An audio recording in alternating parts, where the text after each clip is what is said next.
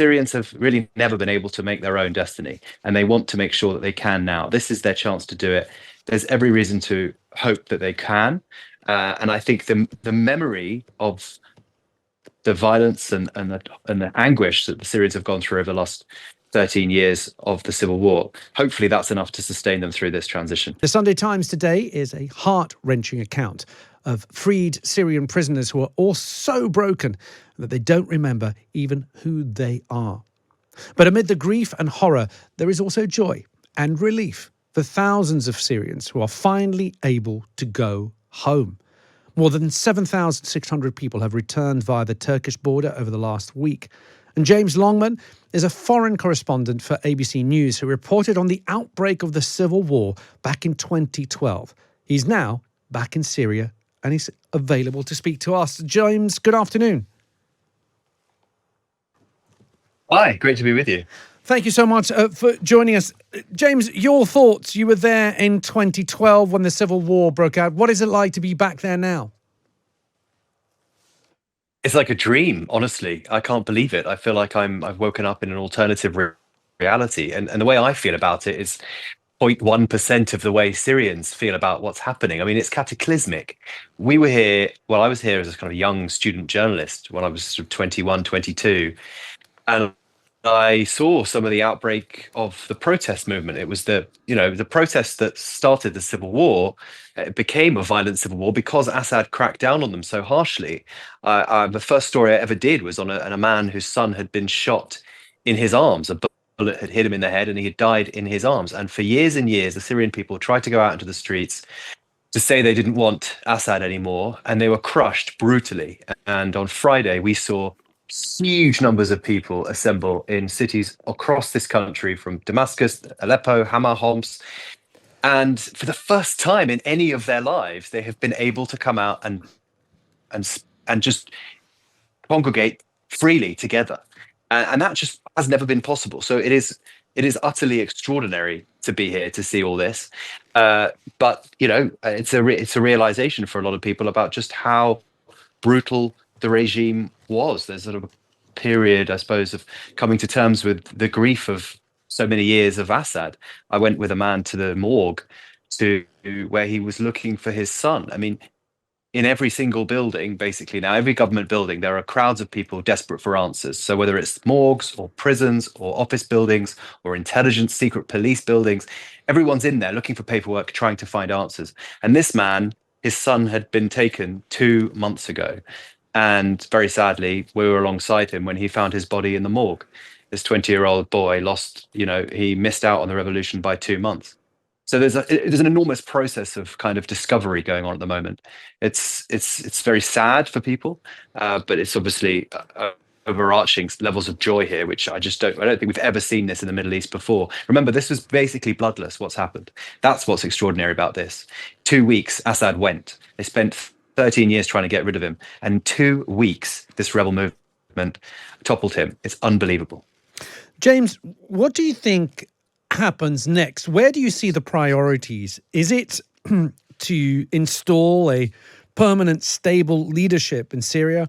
Or is it also, hand in hand, some kind of truth and reconciliation process, or bringing those responsible to justice? We know Assad has fled, but I'm pretty sure that some of the people responsible for the atrocities you've just been describing are still hiding in Syria.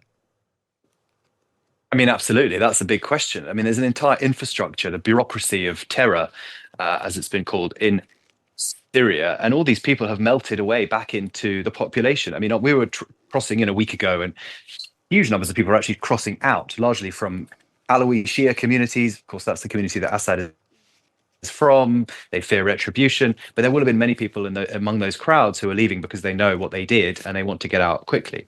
Look, and I was in the Umayyad Mosque the other day. You heard the refrain that you heard it time and time again on the streets during the protest movement. The people want the removal of the regime.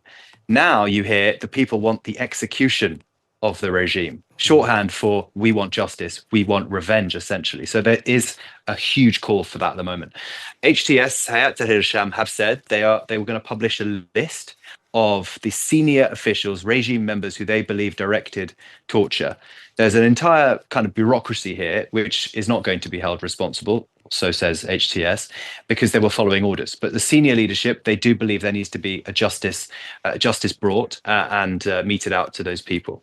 As far as stabilizing this country, that is the priority for HTS at the moment. That is what they've said. There's a political transition, but in the first instance, they must stabilize the institutions such as they are of Syria. You remember in 2003, during the invasion, the Americans found Saddam Hussein's regime to be entirely hollow. It just melted away in front of them. There was no regime. It was an edifice. It was an artifice. And that's the same here in Syria. It fell away. They need to rebuild those institutions of state that make Syria what it is.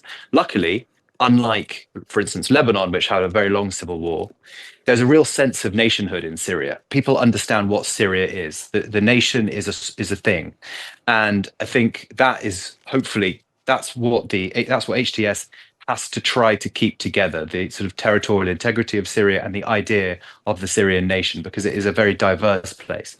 But they've said that they want to try to stabilize and to try to secure so many of these buildings, which, I have been one of thousands, have been able to roam around inside former government buildings. There needs to be some sort of order now after a week. James, do you genuinely think that this is possible to bring the country together? When you look at the map where you see areas controlled by Kurdish forces, Islamic State have still got areas of Syria that they control, HTS, is it possible to unify all those factions within Syria? It'll be a great experiment. I can tell you, there is enormous optimism here for it. It's not been done. There is no kind of pluralistic democratic government currently in the Middle East, really, among the Arab Muslim nations. But I think there's real hope that it can be done. Look, I'm going to use the Lebanese civil war again as an example. In that country, they spent from the 70s to the mid-90s killing each other along sectarian and religious grounds. The peace accords that brought it to an end did not solve their problems. They actually institutionalized the sectarian divide. So the constitution currently in Lebanon has given power as a power-sharing constitution. Now, it hasn't solved any of their problems, but it stopped them from fighting. And that could be what we see in Syria. There isn't deep hatred between these different groups. The Alawi groups, that is a real issue going forward. But broadly speaking, they don't have the same sorts of issues as we saw in Lebanon. And I think people do hope that there can be a future. But I mean, HTS is an unknown quantity. And James, one final question. On all the interviews that I've seen with Syrian citizens talking about how they feel on the ground now in Syria, there's been one common theme, which is a plea from pretty much everyone, certainly that I've seen, and I know this is now becomes anecdotal, is this plea for outside forces not to get involved, for the West not to get involved, for Russia not to get involved. A plea to let Syrians decide their own fate. Do you think this is likely? The signs at the moment are that is likely, because if you look at what happened, with HTS, this kind of lightning move to topple Assad, it looks like there were workings behind the scenes with the Iranians and with the Russians that actually essentially just said, okay, look, go for it. You could do it. And they were given a green light. Since then, we've had the Americans. Donald Trump has, the president-elect, he has said he wants to stay well clear of what happens in this country. And what you've seen now is a fundamental redrawing of the sort of geopolitical map. The Russians, the Iranians, Hezbollah, they are out here. You've got the Turkish, the Saudis, other Gulf countries will be jockeying for power. You're absolutely right. Syrians have really never been able to make their own destiny, and they want to make sure that they can now. This is their chance to do it. There's every reason to hope that they can. And I think the memory of the violence and the anguish that the Syrians have gone through over the last 13 years of the civil war. Hopefully that's enough to sustain them through this transition. Okay. HTS is an unknown quantity. I think we have to be very clear about that. It is an Islamist group, but all the signs from them so far are pretty positive. Okay. James Longman, thank you so much for giving us your time. It's a real pleasure to speak to you. Foreign correspondent there for ABC News, who reported on the outbreak of the civil war in Syria back in 2012.